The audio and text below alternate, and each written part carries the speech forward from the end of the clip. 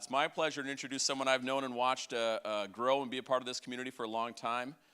Talk to you today about staying dry. I said staying dry. I said staying dry. Laziness through code libraries. That might make sense a little bit later, but without further ado, here is Chris from Pixar. Thank you. Thanks, everyone. Yep, I'm Chris from Pixar. My title on my business card actually is Apple Peeler. According to the HR department, I am the lead Mac systems engineer, but I like Apple Peeler better. Today I'm going to talk about some stuff that has nothing to do with Jamf. This talk has really nothing to do with Jamf. We'll talk about it a little, I'll make some comparisons, but it's really just about some general coding practices. A lot of people in our community are experienced coders, and a lot more are very beginner coders. And most people have some bash experience, and some people do some other languages. But in all of those languages, code libraries are good things, so we're going to talk about those. So staying dry. Code libraries, what are they? These are the things I'm going to talk about through this session. What are code libraries? Why is it good to write your own code libraries?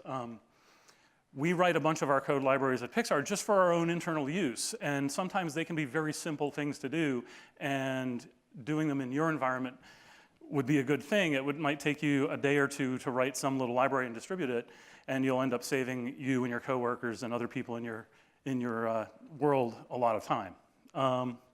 We'll look at some examples of writing them in bash. You can actually use bash to write code libraries.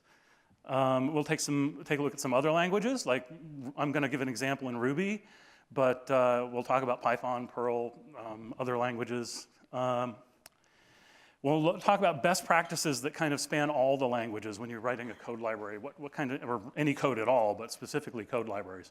And I'll mention a few examples of things we do at Pixar that we have just internal code libraries that we do. So let's reinvent the wheel. As long as computers have been around, coders have been rewriting the same code over and over. And usually it's the same coder writing the same code over and over.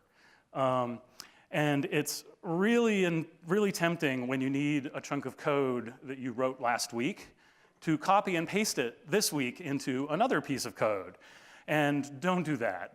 Therein lies madness, because 3 weeks from now, you're going to need to make a change to that little chunk of code, and you're going to have to remember every place you pasted it and go and fix all of those, or else for the next 6 months, you're going to find them as they break. So yeah, don't do copy and paste. So dry worms. These are a couple of acronyms in the tech world that sound weird when you put them together. Don't repeat yourself. Write your code once, and then have your other code use it. And write once, read many is the same kind of thing. Write your code once, and read it from lots of other places. Code libraries are bundles of reusable code. They, excuse me, they modularize your code, they centralize your code, they standardize your code. They store basically two things. A code library is a place to store values, as in variables or constants, or tasks, usually in functions, or if you're using other languages, they might be called other things, but they're stored tasks. And they're pretty much available in every language you could possibly use. There's some way that you can do a code library. Why would you want to write your own? Well, there's lots of good reasons. The main one, as we said before, there's only one place you have to go to change it when you need to make a change. All of your code will use the same values, the same paths. All the little functions and processes that you write will all be performed in a consistent manner. The code itself, if you name things well, will be much simpler to use and easier to read. And you'll gain consistency in the code across your own team and any other team in your organization that uses this library. So they're good things. Definitely think about writing your own. Let's look at some of the standardized values you can put into a code library.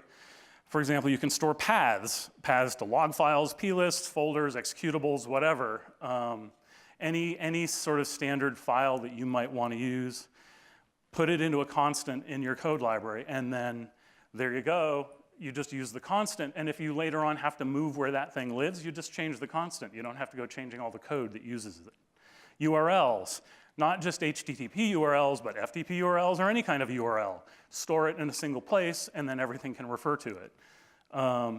And correctly formatted text values.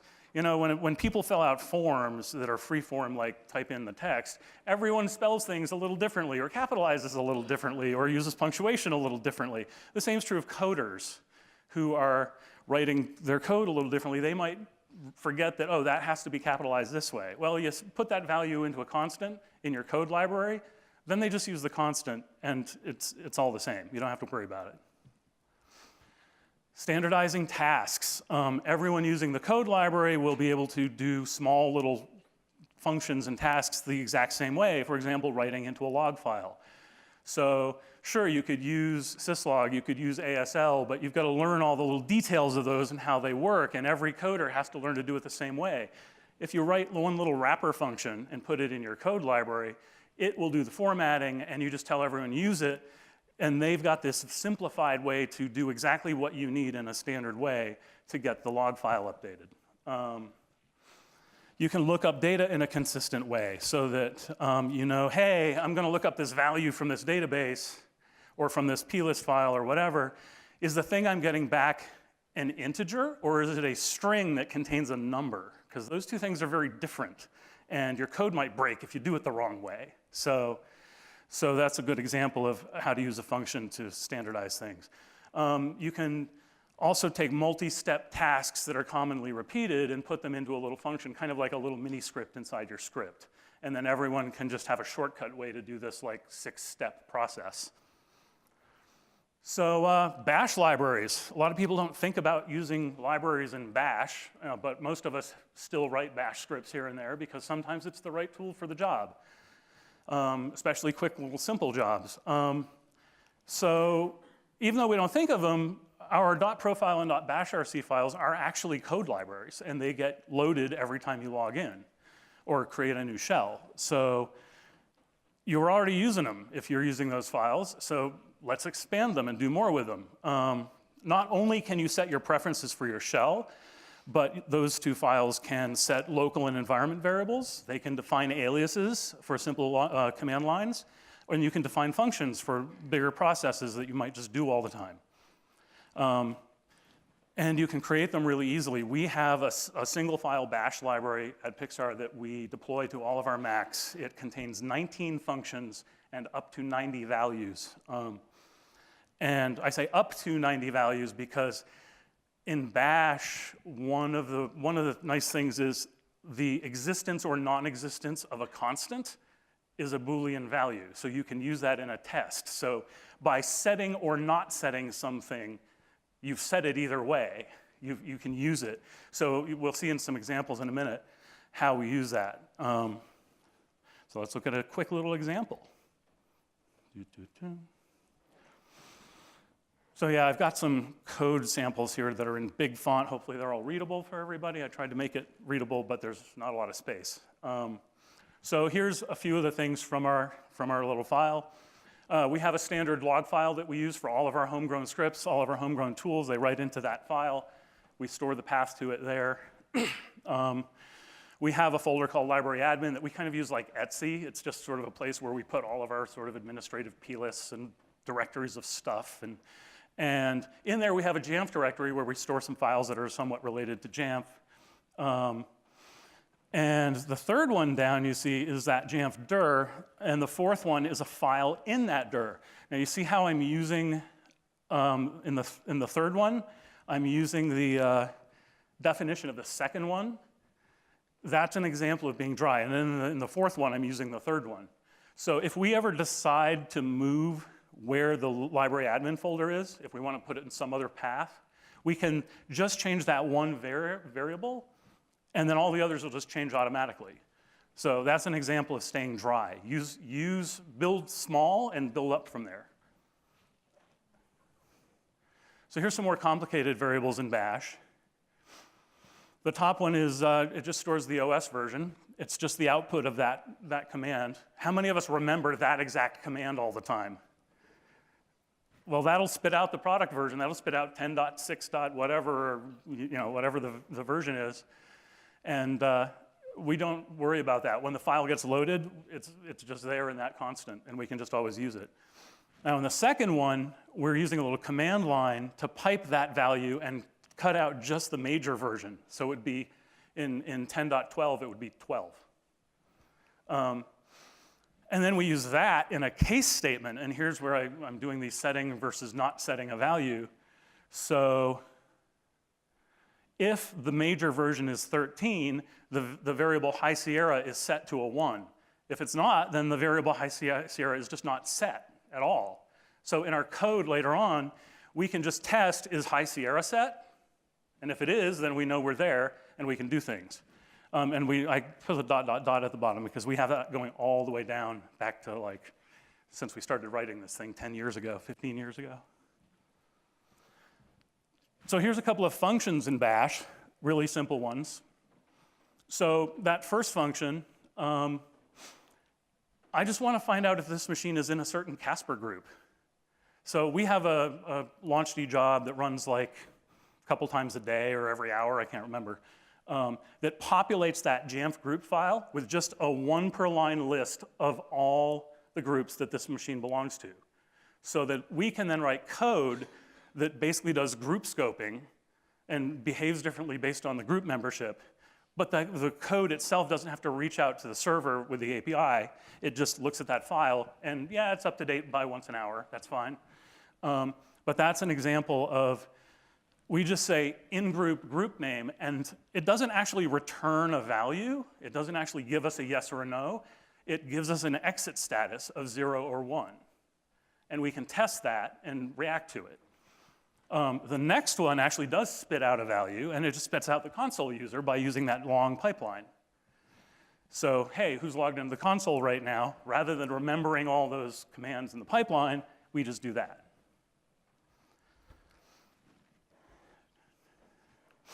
So once you've written a Bash library, all you have to do is deploy it and source it. So once you've written it and installed it at some path on your client machines, at the top of every one of your Bash scripts, you put source and then the path, and that will basically load in that file. What it does is, basically it's like everything that's in the file, imagine you typed it right there at that line, and that's exactly the way it works. So you've just made, by putting source something, you've just made your script that much longer. And all that stuff is there now. So everything under there, you can use all those variables, you can use all those functions, they're just there. This is the one example that's an exception to the don't copy and paste rule. We have this little 4 or 5 line chunk of code that we paste in the top of every one of our Bash scripts, because that code loads in this library, and if the library is missing, it exits and spits out a standard error message so that we know, oh, the library is missing. So yeah, that's how you use a Bash library. They're pretty straightforward. And we all love Bash, but Bash has its limitations. Bash is not the best thing for a lot of jobs. It's the best thing for some jobs, but not for a lot of jobs. Working with collections is a real pain in the butt. A collection is an array or a list or a hash or a dictionary. If you've ever worked, it's a value that's more than one value. And you can work with them in Bash, but it's really not fun. It's very tedious. I always have to go and look it up. It's like, how do I do that again in Bash? I know how to do it in 5 other languages, but not in Bash. And quoting in Bash can get really tricky. Quoting and escaping stuff in any language is tricky, but Bash makes it even harder because Bash isn't just a programming language, it's a shell. So the way it interprets the quotes and the escapes and the backslashes and everything, yeah. You gotta be really careful and it can get very difficult. And most importantly with Bash, it has no scope or namespace. Or it has one scope and one namespace.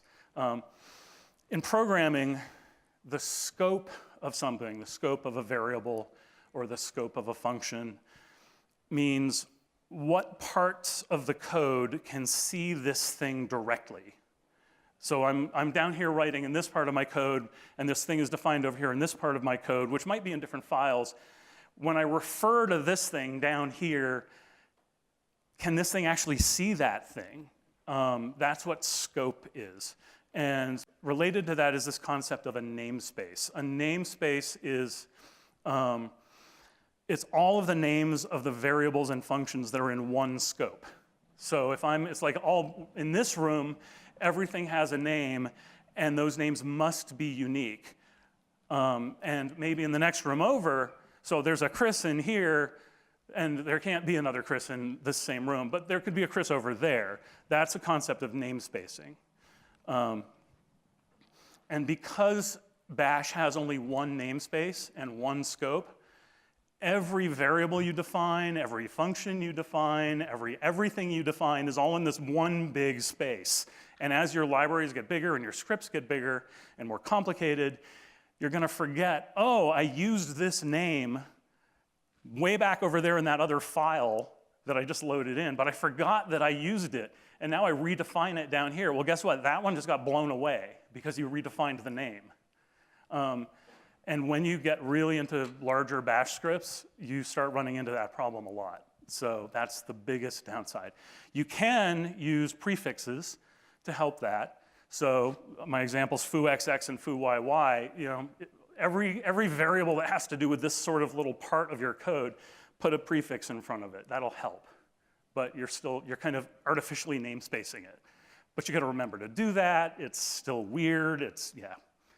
That's why we turn to other languages. Bash is great, but it has its limitations. So eventually, we start using other languages that have these concepts of modules. A module is a container. It's kind of a named container of related code. It provides a scope. Well, yeah, it provides a scope, or it definitely provides a namespace. Modules do different things in different languages, but at the very least, they provide namespacing. Modules are usually saved in one or more files. In more complicated languages, they tend to be in multiple files. And then you load one file and it will load all the others. But it makes sense as your code gets really big and you start writing a more complex library, then you want to break it up so that each file is no more than a couple hundred lines long, maybe 1,000 lines long at the most. Believe me, some of my libraries, if they were all one file, they'd be tens of thousands of lines long. So yeah, you want to split it up into some manageable way. And all of those files collectively are often referred to as the library. So we'll look at a little example in Ruby of why namespacing is important. Yeah, it's very important. So let's say we've got a trigonometry module and we've got a method or a function in there called sin, which is usually the shortcut in mathematics for a sine function. Well, we would expect to get back a number that is the result of our sine function. Well, let's have another one called morality, and we have a function there called sin. Well, that's a little different than our number from our trigonometry one. So it kind of shows the importance of this namespacing, because in the context of both of those modules, that name, sin, makes sense. But when you put them together without their context, they're really different and they're really not, they're gonna conflict. So context is everything. So here's a little tiny Ruby example of a module. This module, the path to it is in a comment on the top line. It's just a tiny example of, say, a module that defines a certain XML markup language that I created called myML. So the first thing I do is define a constant, which is an array of the file name extensions that are acceptable for myML files. So I've got 3 of them, it's an array, and it's inside the module myML. Then next to that, I'm defining what in Ruby it's called a method. It's a function. Some languages, object-oriented languages like Ruby, tend to use the word method for function. But for this purposes, they're the same thing. So there's a function there called parse file, and then it takes the file path as its argument. And I just put in some comments there. Inside there, between the def and the end, would be the code that knows how to read the file, parse it, and figure out how to turn it into some Ruby value. So there's the MyML module, those two things, one function, one constant. Here's another one called yourML.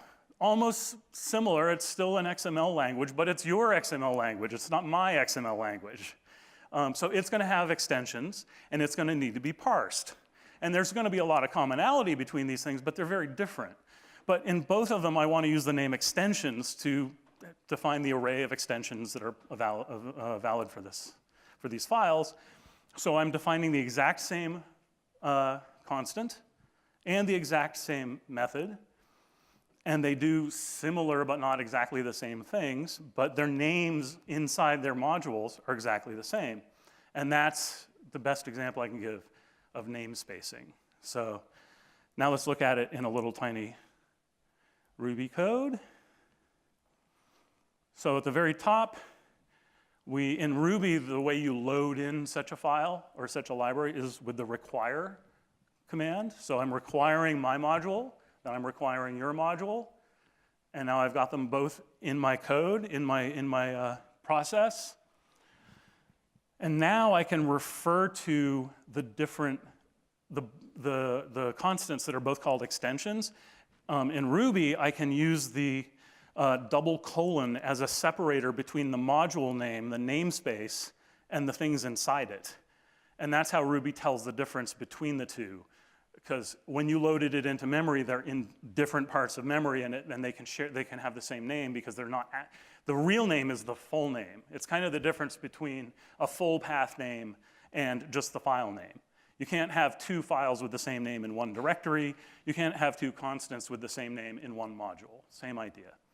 And now down below, in the next two lines, we're using the parse file function or method of the two different modules to load in some data from various paths. If we are actually using the same path that I've got there, one of those should probably fail. Actually, both of them would because they don't have the extension. But assuming you had the right paths, they'd both load. And assuming that the file wasn't the correct type, then that method we defined previously would catch that and spit out some kind of error that the file isn't right. But that's an example of using a more advanced language and using its modules to create the namespaces and avoid the problems that Bash has. So for the next few slides, we're talking about not just the language differences, but also the commonality. Definitely there are differences. You know, we've seen some Bash, we've seen some Ruby. A lot of people in this community are Python programmers. Python has its own ways of doing these things. But the words are going to be different. Load versus require versus import versus whatever versus source. But the general concept of what they do is the same. There might be some details that are different, but the general concepts are the same. Another thing that I'm not going to get into any details, especially with Ruby right now, but what exactly is a module in all those languages? They're all slightly different. But at the very least, they're all namespaces. The way that Python deals with modules, you can load subparts and just little individual pieces of modules. The way that Ruby does it, you sometimes can do that, but generally you don't. Ruby is object-oriented, so modules do this other thing called mix-ins, and yeah, but generally they're namespaces, and they're places to just hold collections of code that you want to share in other places. And other languages, especially object-oriented languages, might have other ways to stay dry, other ways to not repeat yourself.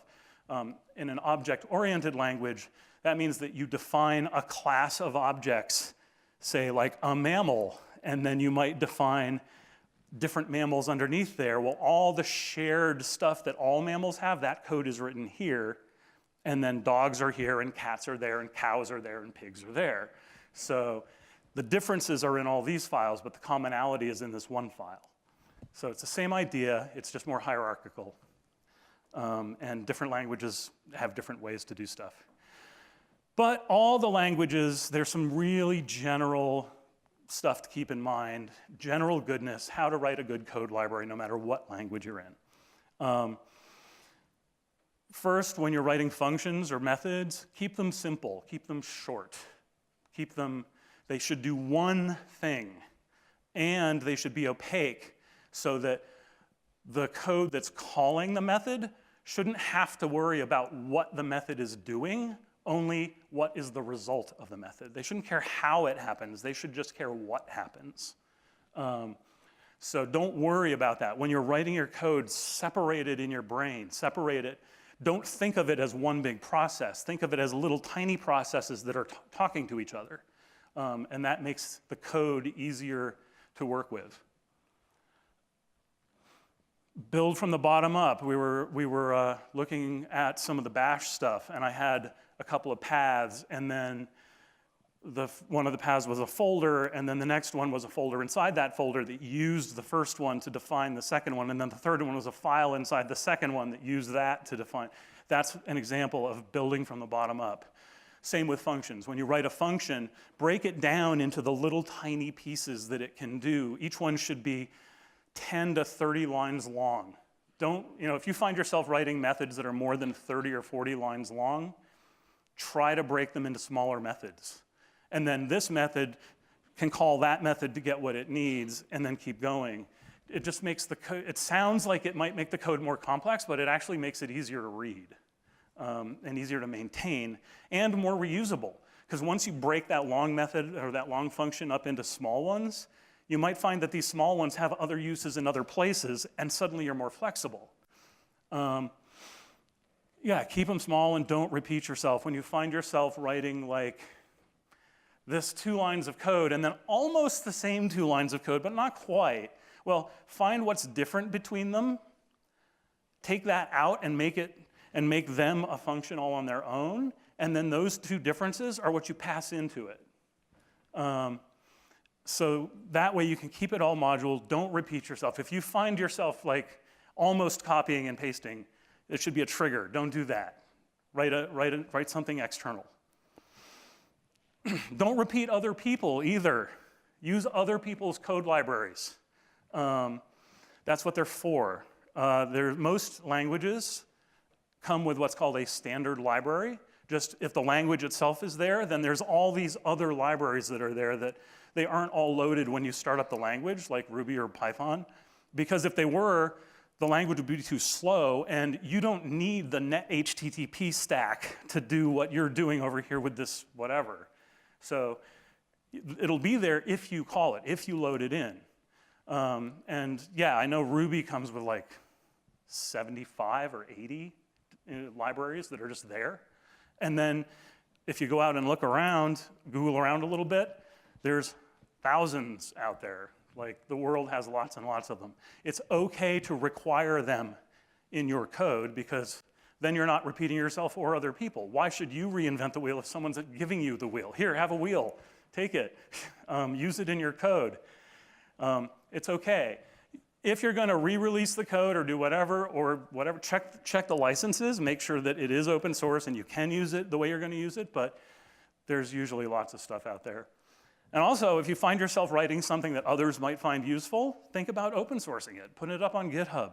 Let them benefit from your work. This is probably the most important thing about writing a code library. When you're writing a code library, you're writing it for other people, even if that other people is yourself in the future. And documentation is very important. And there are lots of different kinds of documentation. There's the kind we think of in knowledge bases and wikis, and then in the comments of your code.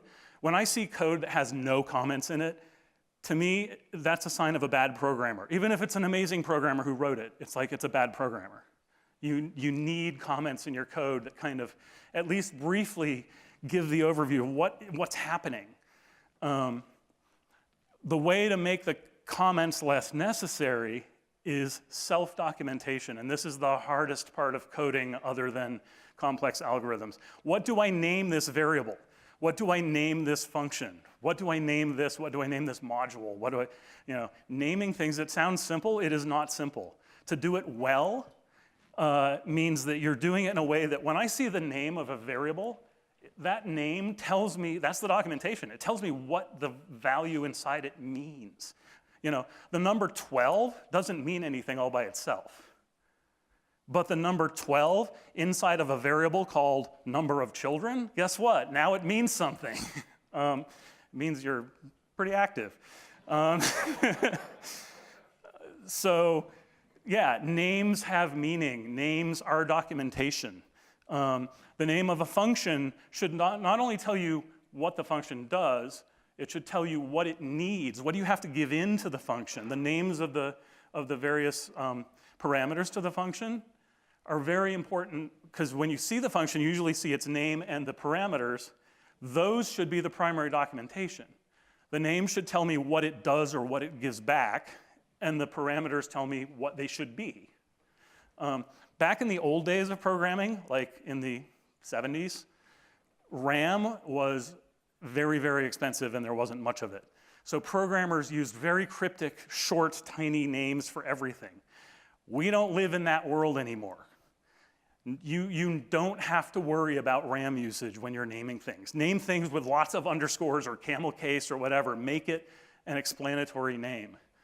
But also don't make it too long, because you're going to have to type it. So be careful. So deploying and managing libraries. If they're a simple one-file library like our bash library, it's just this one file that we just push everywhere. Use whatever ways you have to deploy single files, use that. Just get it out on the machines. And then, like we do, put a little bit at the top of every one of your bash scripts or whatever language that gets the library loaded. But definitely beware of chickens and eggs. If you're pushing this library out as part of your deployment build process, you can't run code that needs the library before you install the library. So you got to watch, get that thing installed early, and anything that has to happen before that, you don't have the luxury of it because you haven't loaded it yet. So beware of that. If you're doing more complex stuff, lots of these languages have standard tools for working with libraries. In Ruby, you've got rubygems. A Ruby library available through rubygems is called a gem, and the rubygems command is on all your Macs. Every Mac comes with Ruby and rubygems. You can just type gem install blah, whatever, and it'll go out to rubygems.org, grab it, install it. You've got it. It's that simple. Python has not as standardized as rubygems, but it's getting there. PyPy is pretty much the standard one for for Python. Are there any Perl programmers here?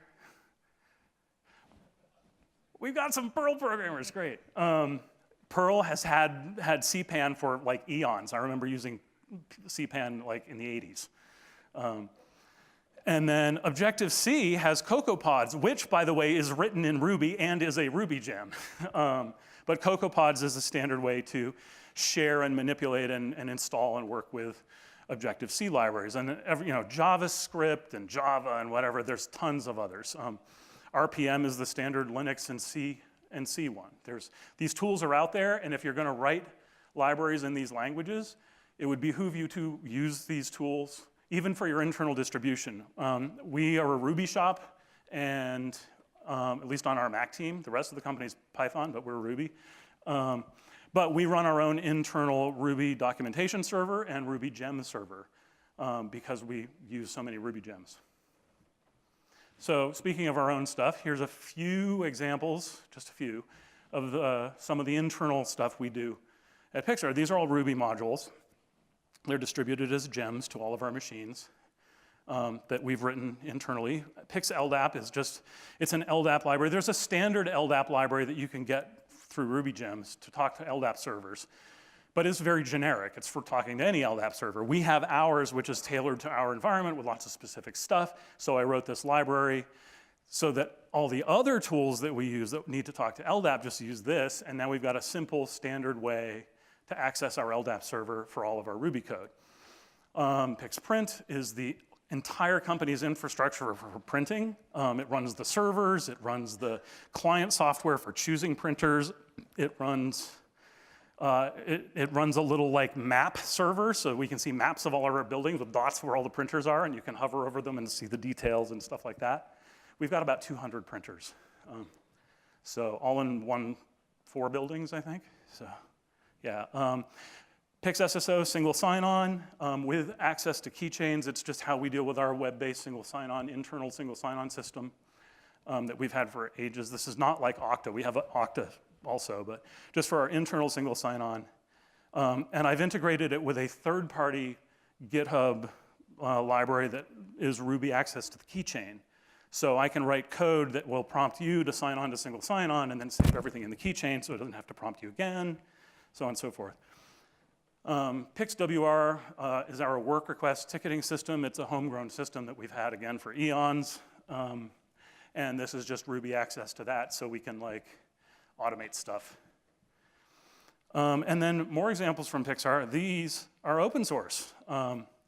Probably the most important one is ruby-jss. It's a module in Ruby that allows really simple access to the JSS API.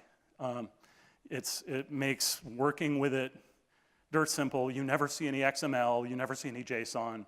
You retrieve objects. They are objects in Ruby. You can do things to them and save them and manipulate them and loop through them, and it's way easy. D3 is a module that comes from a gem called Depot3 that is our own internal package distribution and, package distribution. And then Chook, which we just released this last week. The first version of it was actually embedded in ruby-jss like 3 versions ago. It's Ruby-based. You don't need to know any Ruby to use it. It's a JSS webhooks server. It's both a server and a test environment. So you download it, you can start up the little executable, and your machine is now a server that can receive webhooks from your JSS. And those webhooks don't have to be written in Ruby. They can be written in anything. It'll just start up a tiny little web server. You go over to your JSS, set up the webhook to send something there as JSON. It'll receive the JSON. If you're not a Ruby programmer, you can just set up a Python script, a bash script, anything that will then take that raw JSON from the server and process it. And the server will just hand it off. But if you're a Ruby programmer, you can actually use the Chook library to do even more things with ruby-jss or whatever to just do it all inside Ruby, inside the same process. It doesn't have to shell out and start up some other process. It just does it in the same process. So, and tomorrow afternoon at 3 o'clock-ish, from about 3 o'clock to 5, down in the bar area in the hotel, we're having a mini session to talk about these 3 open source projects. We'll have our computers and can demo stuff. It's totally informal. Come have a drink, just chit chat with us. So come see us. And that's it.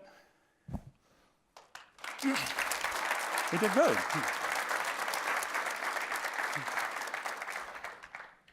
Thank you. Thank you. Hello. Thank you. Any questions? If there's questions, we have microphones. You can step up to the mic. I know I have a microphone. It's a big room. And I think if you've seen me do this before, I'm not afraid to run around the room. I think you guys remember that from last year, looking at that. And I'll be around the conference too if you don't want to stand up and ask a question in public. Come find me. Nothing? Any favorite Pixar character? And yeah, why? of all the characters, did everyone recognize every one of the characters that were? I didn't. You didn't. Which ones did you not recognize? I got a whole extensive note list in there. I'll send it on down to you. The bottom, the pile of toys. What's that from? Well, that's from Cars 3, the short that was before that. Do you know its name? You're right. It's called Lou. Good one. The kid in the upper corner.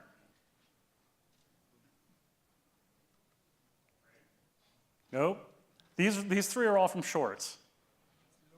La Luna. Here, hang on. The 2 guys at the bottom, these are also from shorts. Day and Night, I heard somewhere. We all know Jack Jack. This one, who's that? The librarian from Monsters U, which is why I put her on that slide. That is from up, and it's documentation. Yeah. Did I miss the acronym DRY? What is DRY? Dry means don't repeat yourself. Oh, thanks. Did I make you repeat yourself? Repeating yourself on demand is different from repeating yourself without knowing you're repeating yourself. You know. Well said. Let me find another hard one. Oops, I'm going too fast. So, what would you say is your most valuable piece of automation you've done? And if you could just, I'm just going to repeat that. What would you say is the most valuable piece of automation you have done for those at home? Actually, it's the most valuable piece of automation isn't a single piece of automation. It's ruby-jss.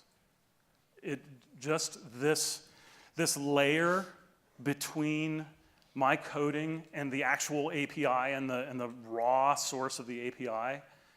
I use it every day in basically a shell. In Ruby, there's a thing called IRB, which is interactive Ruby. And you just type IRB, and suddenly you're in Ruby.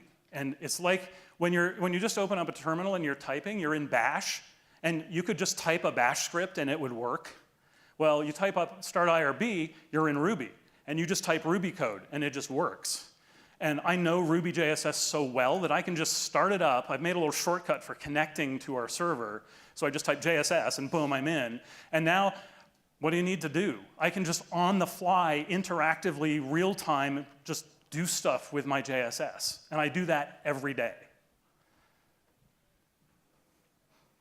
So yeah, ruby-jss is by far the most valuable thing. D3 got a lot of attention because it's like patch management, package management, but it sits on top of ruby-jss, but it is so tailored to our environment. It's open source, but I don't know of anybody who's actually out there using it aside from us because it takes a lot of setup, it takes a lot of dedication to get it going. It's great once you've got it there. Our developers use it, we all use it, but I think for the general community, ruby-jss is, and for my day-to-day life, ruby-jss is really the thing that is the biggest. Because, yeah, we've got so much. Like, we have these webhooks and other daily and nightly scripts that sync our JSS to LDAP that, like, because our hosts have been in LDAP forever and now they're in JSS, but some stuff still has to be in LDAP, and yeah, that's my life. I live in ruby-jss every day, so it's the best thing I ever wrote. Is there now a way to interact with the extension attributes from ruby-jss? Yeah, yeah, you can grab the extension attributes as individual objects, like the definition of the extension attribute, but then when you grab, say, a computer or a mobile device, the values for its extension attributes are there. Yeah. Can also be modified? Yes, they can be modified. In fact, in the very latest version of ruby-jss I think it's still an alpha or a beta, which I just pushed out a couple weeks ago. I found out recently that even though the web UI to the JSS doesn't allow you to modify an extension attribute if it's populated by a script, because, hey, it's populated by a script. You can only get that value by running a recon. So in the actual UI, you can't edit that value. But through the API, I recently found out you can edit that value, and we had need to do so. So there was a restriction in ruby-jss that didn't let you do it because the UI didn't let you do it. But I removed that restriction because we needed to do it, and the API actually lets you do it. So now you can edit any extension attribute through ruby-jss because you can through the API. And I'm going to hold questions right there. We're at time. You did mention you're going to be doing a follow-up session on some of this stuff. Yeah, tomorrow afternoon, down at the bar. And you've been available and a member of this community for a long time and super generous. I just want to thank you for being a part of that, sharing that with this community. Thanks. Absolutely. Give us a round of applause.